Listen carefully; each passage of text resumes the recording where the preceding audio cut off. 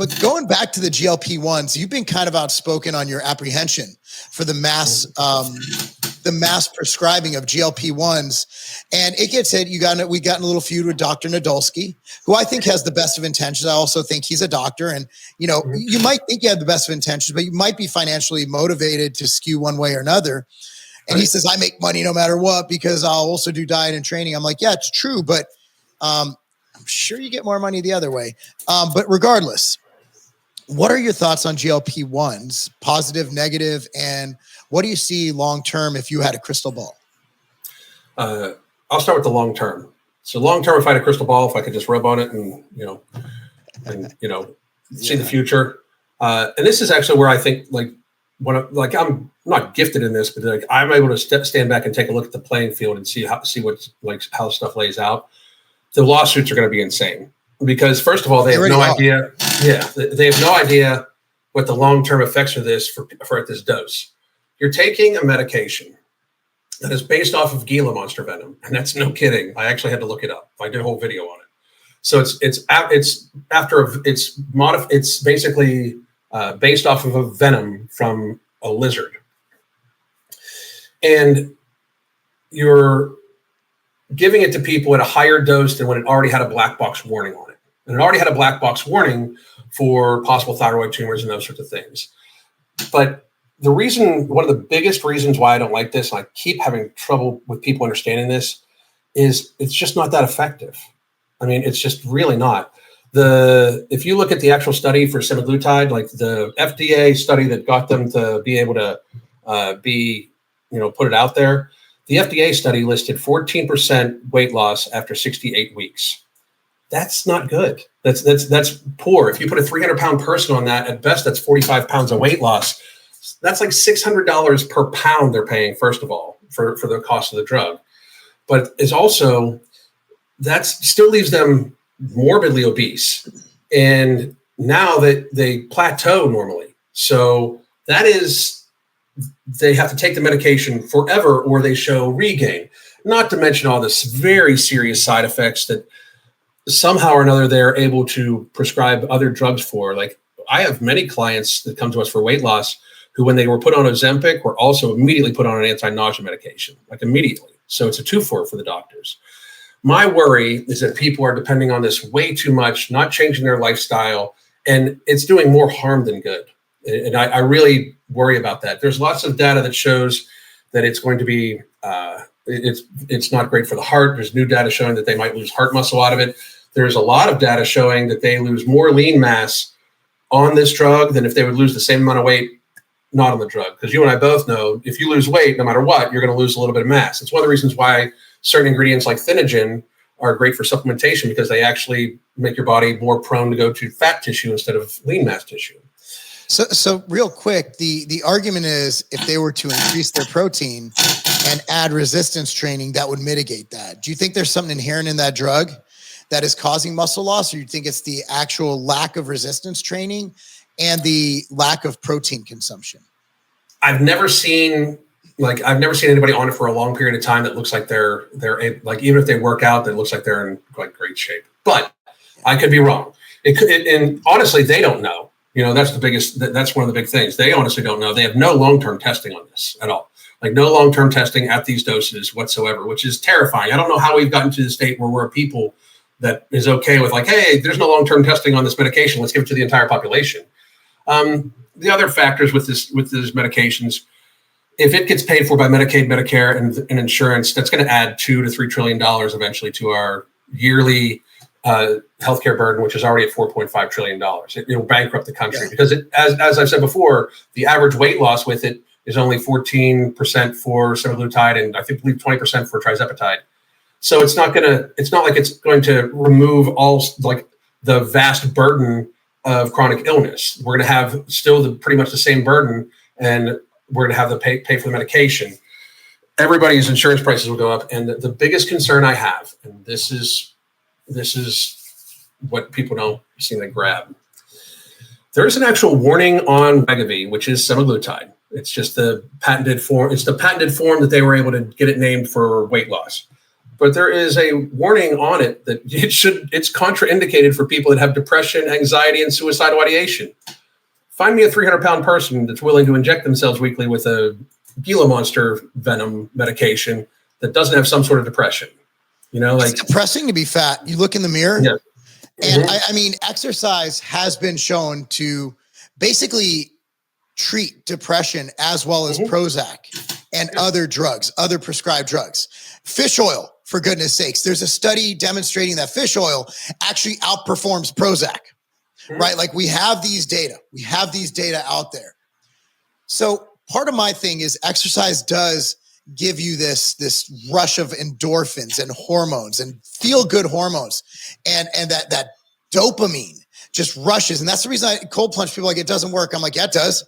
I go in the cold plunge and I'm happy for like 5 hours afterwards. That's worth every penny. And every time I'm freezing my balls off to to shrivel them up to the size of a newborn's, it's like, that's worth it for me. So, but I think a lot of the depression mitigating effects of exercise comes from the physical appearance effects. And when you look in the mirror, even if you haven't really changed physically, you get back from a hard workout, you look at yourself, you have this sense of pride, this sense of accomplishment. Like I got done with hot yoga this morning and I'm like, I'm beat because I suck at it because I have no mobility and I'm trying to get there. I don't I want to be mobile. I want to be moving. I want to grow old and I want to have a great health span, not just lifespan. So I want to be able to move. And I remember I'm beat, like I'm thirsty. I'm changing. And as I'm changing, because there's no locker room. I'm like in the lobby and there's mirrors. And I looked and I'm like, I feel pretty damn good. I'm looking pretty good right now. Let's go. So there's something about accomplishing exercise that just makes you feel better. And it's beyond the hormones, but I think the hormones are a huge part of it. But also it's about the after effect of looking at yourself and seeing something you could be proud of. And you don't get that from an injection. You're not going to get that. And you see these people who start to lose 10 pounds. Like you see these news anchors who've lost 10 pounds. Their body wasn't supposed to lose and their faces are gaunt. They have Ozempic face, which I say, bastards, you stole that from our bodybuilding because bodybuilders have had prep face. They misappropriated our fucking face and call it Ozempic face now. And it's like, dude, there's a reason why your body didn't let you get below. If you're already lean, you're already on news, you're already like Megyn Kelly, just smoking hot, right? And you take Ozempic. There's a reason why your body's there. Like your body's like, dude, I don't want to die. And if you get any lower, so it's what it's doing is making them. Dr. Ovadia, I Fix Hearts. His theory is the only reason it works is it makes you so nauseous you don't want to eat. Very, very possible. I mean, there's a possibility of the placebo effect also, where people like they inject themselves, like and they immediately think that they're less hungry. The wild thing is, for a huge percentage of people, like the average is 14%. Now, don't get me wrong; they're always going to show I lost 160 pounds, I lost 100 pounds, everything like that. The people that lose that much weight either had a lot of weight to lose. Like they were like 400 or 500 pounds and they've only lost 100 pounds, which when I say only 100 pounds for a 400-pound person, it still needs a 300 pounds. Or like they took it very seriously. They changed everything about their nutrition and everything like that. I would argue that those people probably felt less side effects than people that don't lose anything. Because there are a lot of people that don't lose anything on these drugs. Like they lose no weight, and that's why like everybody loses weight if you watch what you eat, exercise, get proper sleep, proper hydration. If you eat in a caloric deficit, everybody loses weight, right? No matter what. And you know that more than anybody because you've had hundreds of clients who've come to you at a morbid obese state, and you have the control group. So when you're dealing with a morbidly obese client, and you've trained hundreds, what is the first step you have them take? Let's say 350 pounds. 5'9", not a pro bodybuilder. Okay. Just for the Tiger Fitness crowd, right? So you're 5'9", 350, male, female, doesn't matter. At that weight, you all look the same anyway. Yep. We've gone over that because fat's estrogenic. If you take it, and we've said this on Evening Rants a lot, if you take a naked 350-pound woman and man and put them next to each other and didn't say what they were, you couldn't tell the difference. Very rarely. Especially if they're like of average height, or if they're the same height, if they're like both 5'5", 350 pounds, you can't tell the difference at all. So what do you do? So say someone comes to you, Alan, I want to change my life. I'm 5'5", 350 pounds. What do I do? One of the first things we do, like my wife and I set up a group for them where it's like just her and I, and we have them send us a picture of everything they eat. And they're like, do you want me to clean it up? Do you have anything you want me to eat? I want to see what you're eating right now. That way we can, denote the problems. The only thing I really have them change right off the bat is hydration. Like most people are classically dehydrated, as I said before. So I normally push them towards 0.5 ounces per pound of their body mass, meaning 350 pounds, they try to drink 175 ounces of fluid. And I try to get them to have 75 to 80% of that in before midday. So normally that allows them to skip their first meal anyway, because they're so consuming water, they're drinking so much fluid, which saves about 400 or 500 calories to begin with. But plus, they lose a shit ton of water weight just right off the bat because their body's been holding on to so much fluid, so much inflammation. And then we work it down where we have them make the more mindful decision. Now, them sending somebody, it's weird because the first week or two, them sending us a picture of everything they eat, that like when we do our weekly conferences with them, our weekly video chats, they are like, yeah, I changed this, that meal because I would normally eat this, but I didn't want to send you the picture. So I'm like, that's borrowed authority.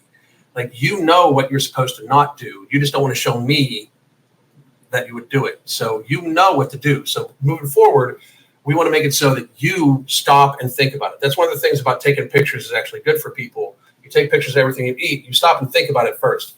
And then we start having them gear their hunger. So before you eat anything on a scale of 0 to 10, what's your hunger score? 0, you have absolutely no physical hunger at all. Think about right after Thanksgiving dinner. Thought of food almost makes you nauseous, right?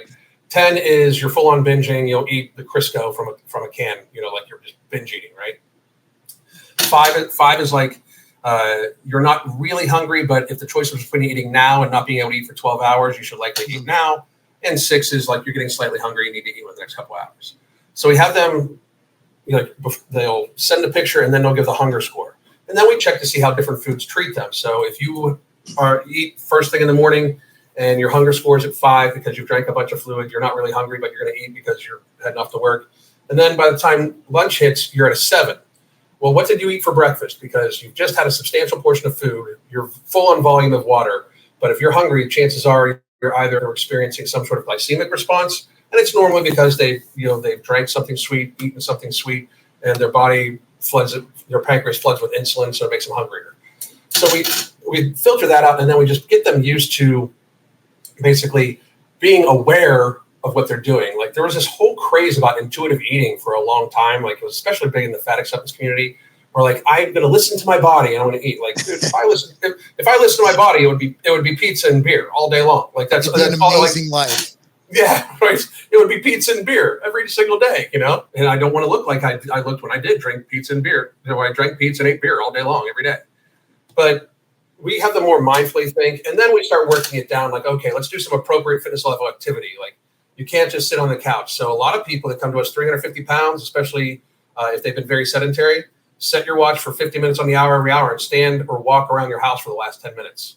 And that's honestly sometimes more than they can do. Then we have them move up to, okay, you're going to do a 30-minute consistent walk. And we get them into the habit of building 30 minutes a day where they only walk. Because we're just trying to build the habit of movement in a day. So because once the habit is set, you know what it's like. You can change the intensity. You can change the duration. You can change the time. Change everything like that, right? And then we try to get them, and this is something I think a lot of people miss, we try to get them used to being as satiated as possible on as low a volume of food as possible. Because these people have shown a capacity to eat a huge volume of food, like an enormous amount of food. And people can say, well, I'll just eat a huge salad. Like, eventually that's going to be pasta. Like, eventually it's not going to be salad. Yeah. You're going to go back to eating pasta, right? So that's one of the reasons why we have high nutrient dense foods, really focus on having people, eat as much red meat and eggs as possible, because very frankly, it's not like I put them on carnivore or keto. It's the most satiating we have and the most nutrient dense we have. We've even had people come to us vegans and be like, look, you're 350 pounds and being a vegan got you there. Maybe we should try something different, Yeah. I don't think people understand that a lot of hunger is due to nutrient deficiencies, micronutrients. People always look at macros. They never look at micros, but there's something called hunger signaling. And I've become very huge on this, where I find that when I eat more nutrient dense foods, not necessarily filling foods, but when I make sure that I have very nutrient dense, colorful foods, a lot of beef, a lot of eggs, a lot of apples, a lot of bananas, a lot of berries, that my overall hunger is lower. And I think it's because when your body craves things, when your body's lacking in a nutrient, it's going to crave and it's going to keep signaling to eat more until it fulfills that nutrient requirement. And you see that, I learned that when Katie was pregnant. So Chuck Rudolph, he moves out here. He lives right by me now, but he was our director of research and development at Scivation.